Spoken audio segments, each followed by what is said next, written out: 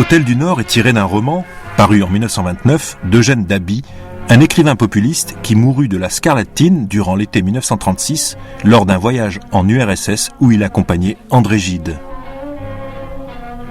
L'essentiel du roman se déroulait sur le canal Saint-Martin et dans cet hôtel du Nord qui fut en effet longtemps tenu par les parents de l'écrivain.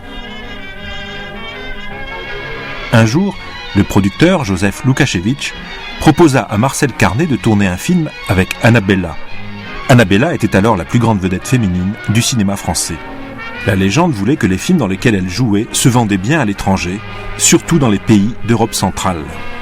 Marcel Carné, qui venait de tourner coup sur coup Drôle de drame et Le Quai des Brumes, n'était pas opposé à l'idée de diriger l'actrice, encore fallait-il lui trouver un sujet. Il proposa à Lukasiewicz le roman d'Eugène Dabi, L'Hôtel du Nord. Par chance, Annabella connaissait ce roman, si bien que Carné n'eut aucune difficulté à la convaincre. L'accord d'Annabella suffisait à Lukasiewicz pour produire ce film. En toute logique, Marcel Carné aurait dû se tourner à nouveau vers Jacques Prévert pour adapter le roman de Dabi, les deux hommes s'étant bien entendus l'année précédente pour adapter Le Quai des Brumes. Mais Prévert, à ce moment-là, est en voyage aux États-Unis. Carné décide de faire appel à Jean Orange. Les deux hommes imaginent une histoire d'amour entre une jeune femme, interprétée par Annabella, et un marinier scandinave dont la péniche est amarrée devant l'hôtel du Nord.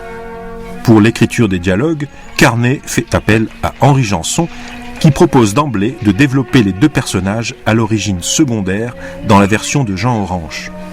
Madame Raymonde, la prostituée, et Monsieur Edmond, son maquereau. Orange et Janson s'installent à Honfleur pour peaufiner le scénario et les dialogues. Les deux personnages secondaires prennent de l'importance au détriment du couple de jeunes amoureux. Cela inquiète même Marcel Carné, qui craint qu'Annabella refuse un rôle devenu secondaire. Henri Janson se montre exigeant dans le choix des acteurs. Carné et lui se mettent assez vite d'accord sur les noms d'Arletty et de Louis Jouvet, ce même Jouvet que Carné avait dirigé en 1937 dans Drôle de drame. Janson fut, paraît-il, furieux de voir le rôle du jeune premier confié à Jean-Pierre Aumont, auquel il aurait préféré Claude Dauphin.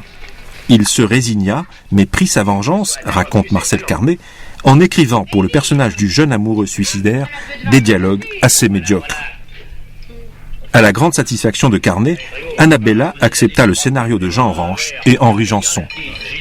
Le tournage d'Hôtel du Nord débute en août 1938 à Billancourt. Carné commence par les scènes nocturnes entre Annabella et Jean-Pierre Aumont, qu'il juge assez fades.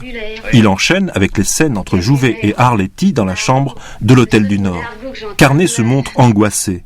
Autant Jouvet est bon dès la première prise, autant Arletty a besoin de temps pour régler son jeu à l'intérieur de l'espace confiné de la chambre. Pris de panique, Carné raconte qu'il en vint même à jouer lui-même la fameuse scène de l'inhalateur, ce qui débloqua psychologiquement Arletty. Mais au mois d'août 1938, Hitler envahit la Tchécoslovaquie.